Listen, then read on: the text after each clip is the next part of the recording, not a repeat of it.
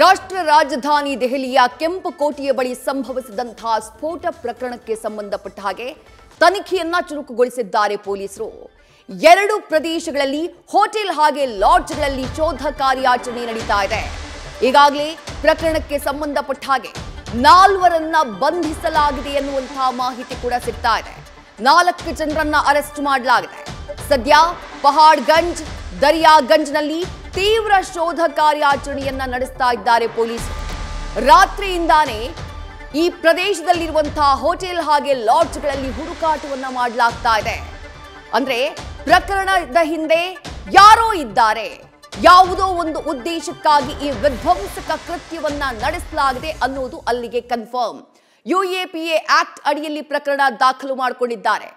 ಉಗ್ರ ಕೃತ್ಯ ನಡೆದಾಗ ಅಥವಾ ಸಮಾಜದ ಇಂಟೆಗ್ರಿಟಿಯನ್ನ ಹಾಳು ಮಾಡುವಂತಹ ಕೃತ್ಯಗಳು ನಡೆದಾಗ ಅನ್ಲಾಫುಲ್ ಆಕ್ಟಿವಿಟೀಸ್ ಆಕ್ಟ್ ಅಡಿಯಲ್ಲಿ ಕೇಸನ್ನ ದಾಖಲು ಮಾಡಿಕೊಳ್ಳಲಾಗುತ್ತೆ, ಪ್ರಕರಣ ದಾಖಲು ಮಾಡಿಕೊಳ್ಳಲಾಗುತ್ತೆ। ಈಗ ಅದೇ ಆಕ್ಟ್ ಅಡಿಯಲ್ಲಿ ಪ್ರಕರಣ ದಾಖಲು ಮಾಡಿಕೊಂಡಿರೋದು 4 ಜನರನ್ನ ಬಂಧಿಸಿದ್ದಾರೆ ಅನುಮಾನದ ಮೇಲೆ।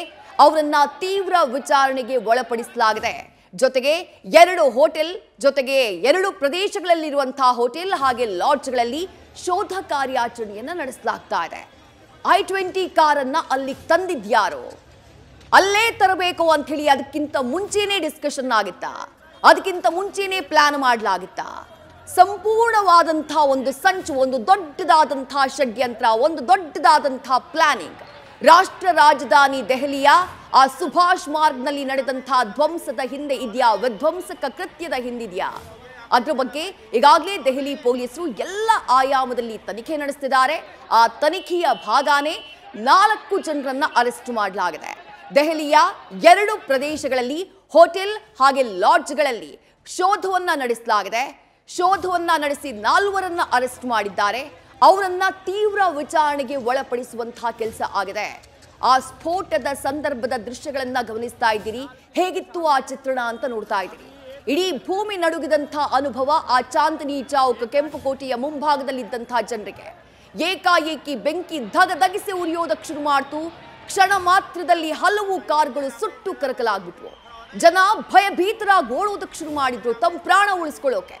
ಆ ನಂತರದಲ್ಲಿ ಸ್ವಲ್ಪ ಜನ ಹೊತ್ತಿ ಉರಿತಾ ಇದ್ದಂತಹ ಕಾರ್ನಲ್ಲಿದ್ದಂತಹ ಜನರನ್ನ ರಕ್ಷಣೆ ಮಾಡುವಂತಹ ಪ್ರಯತ್ನ ಮಾಡಿದ್ರು। ಹಾಗೂ ಮಾಡಿದ್ರು ಕೂಡ 8 ಜನರ ಜೀವವನ್ನ ಈ ಕೃತ್ಯ ಬಲಿ ಪಡೆದು ಬಿಟ್ಟಿದೆ। 20ಕ್ಕೂ ಹೆಚ್ಚು ಮಂದಿ ಗಾಯಗೊಂಡಿದ್ದಾರೆ। LNJP ಹಾಸ್ಪಿಟಲ್ನಲ್ಲಿ ಅವರಿಗೆ ಟ್ರೀಟ್ಮೆಂಟ್ ಅನ್ನ ಕೊಡಲಾಗ್ತಾ ಇದೆ। ನ್ಯೂಸ್ ಫಸ್ಟ್ ನಿರ್ಭೀತಿಯಿಂದ ನಿಮ್ಮ ಪರವಾಗಿ।